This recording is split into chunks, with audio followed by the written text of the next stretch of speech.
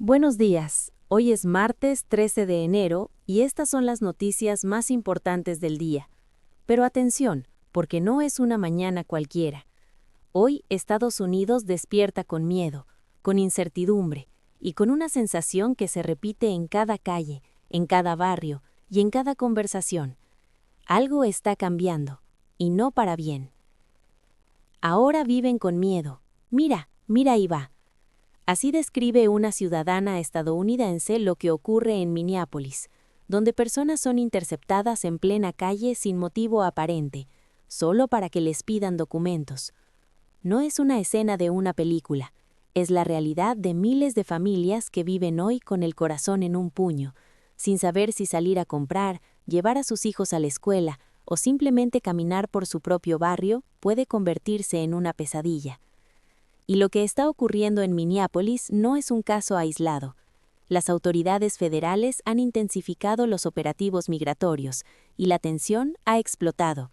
Ya se han registrado arrestos, enfrentamientos, uso de gases lacrimógenos y escenas que recuerdan a un estado de sitio.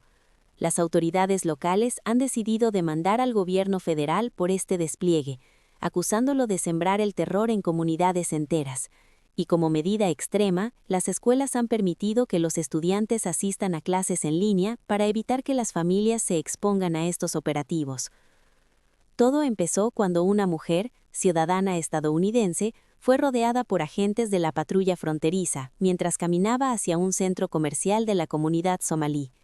Le preguntaron repetidamente dónde había nacido, le exigieron una identificación, algo que según ella jamás debería normalizarse.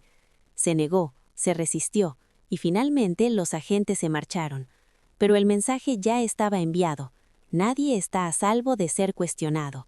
Desde entonces, Minneapolis vive en estado de tensión permanente. Vecinos, activistas y voluntarios han organizado una red de vigilancia para alertar cuando vehículos de la patrulla fronteriza circulan por la ciudad. Intentan proteger a los inmigrantes, advertirlos, frenar detenciones. Pero la respuesta federal ha sido cada vez más agresiva. Agentes entrando en casas con armas largas, arrestos violentos en gasolineras, estudiantes saliendo a protestar en las calles. El alcalde demócrata Jake Frey salió personalmente al barrio latino para hablar con los residentes y mostrar su apoyo, y el fiscal general de Minnesota presentó una demanda junto con una solicitud de orden de restricción temporal para frenar o limitar estas operaciones federales. El Departamento de Seguridad Nacional respondió acusando a las autoridades locales de anteponer la política a la seguridad pública. Y mientras el pulso político se intensifica, las familias siguen pagando el precio. Las escuelas decidieron ofrecer clases virtuales durante un mes para proteger a los niños.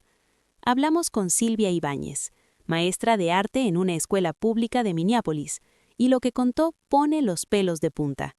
Dice que la ciudad está en shock, que nunca había visto tantos agentes federales, que no son una ciudad gigantesca como Chicago o Los Ángeles, y aún así parece que están ocupados por fuerzas externas. Que los niños tienen miedo, que los padres tienen miedo, que incluso los maestros tienen miedo de ir a trabajar.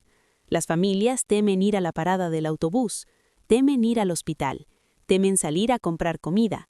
El miedo se ha instalado en cada rincón. Desde que comenzaron los operativos, el 2 de diciembre, la asistencia escolar se ha desplomado, y aunque la enseñanza virtual no es ideal, dicen que ahora mismo la prioridad no es la calidad educativa, sino la seguridad, la vida y la tranquilidad de los estudiantes y sus familias. Pero Minneapolis no es el único foco. En Portland, una de las 2 personas baleadas por agentes federales la semana pasada fue identificada como Luis Niño Moncada, de 33 años. Ahora enfrenta cargos por agresión agravada a un agente federal. Las autoridades dicen que embistió con su camioneta a un vehículo de la patrulla fronteriza cuando intentaba huir. Lo más inquietante es que el FBI reconoce que no existen grabaciones de cámaras corporales que documenten lo ocurrido. El Departamento de Seguridad Nacional asegura además que el hombre ingresó al país sin documentos y que tendría vínculos con el Tren del Aragua. Pero la falta de imágenes alimenta la sospecha, la desconfianza y la sensación de que la verdad se está fragmentando.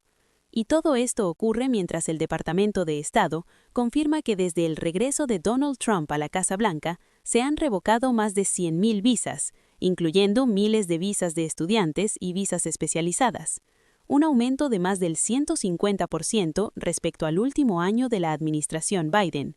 El gobierno justifica que muchas de esas revocaciones afectan a personas con antecedentes criminales, pero el impacto real se siente en universidades, empresas y familias enteras. En Nueva York estalló otra bomba. Un empleado del Consejo Municipal fue detenido cuando acudía a una cita rutinaria de inmigración. Es venezolano. Según las autoridades locales, está legalmente en el país y tiene permiso de trabajo vigente. Sin embargo, fue arrestado por agentes de ICE sin una orden judicial. El alcalde Zoran McDaniel calificó el hecho como un ataque a la democracia y exigió su liberación inmediata. El gobierno federal responde que el detenido tiene un arresto previo por agresión. Dos versiones opuestas, dos realidades que chocan y una sola persona atrapada en medio del conflicto. Pero mientras el país arde por dentro, Estados Unidos también está prendiendo fuego fuera de sus fronteras. Según el New York Times, el Pentágono usó un avión secreto con apariencia de aeronave civil para lanzar un ataque contra una lancha en el Caribe, matando a 11 personas. Una operación que, de confirmarse, violaría las leyes de guerra que prohíben fingir ser civiles para atacar. Actualidad Global no ha podido verificar la información de forma independiente, pero la sola posibilidad ya ha desatado una tormenta internacional. La administración Trump sostiene que Estados Unidos está en conflicto armado con los cárteles, pero eso abre una puerta peligrosa, la de normalizar la guerra encubierta. Y como si fuera poco, Washington enfrenta ahora dos crisis internacionales gigantescas, Irán y Cuba. Trump asegura que Irán está dispuesto a negociar, pese a que la represión de protestas ya habría dejado más de 640 muertos. Al mismo tiempo, la Casa Blanca amenaza con imponer tarifas del 25% a cualquier país que comercie con Teherán. El mensaje es claro: diálogo o castigo. Irán responde que sus líneas de comunicación con Estados Unidos están abiertas, pero también lo está la opción de la guerra. Y según organizaciones de derechos humanos, entre los muertos por la represión hay al menos 9 menores de edad. Cuba tampoco cede.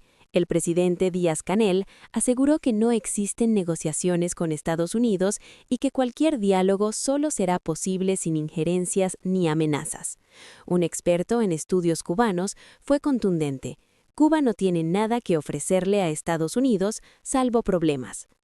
En Venezuela, el caos político continúa. Trump incluso llegó a autodenominarse en redes sociales como el presidente actual del país. La respuesta desde Caracas fue inmediata.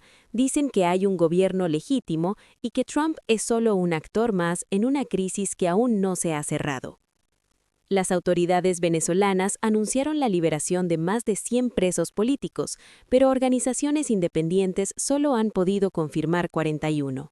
Mientras tanto, en Texas, las autoridades del condado de Kerr aprobaron por unanimidad un sistema de alerta de inundaciones tras la tragedia del 4 de julio pasado, cuando más de 130 personas murieron en apenas 45 minutos por la crecida del río Guadalupe.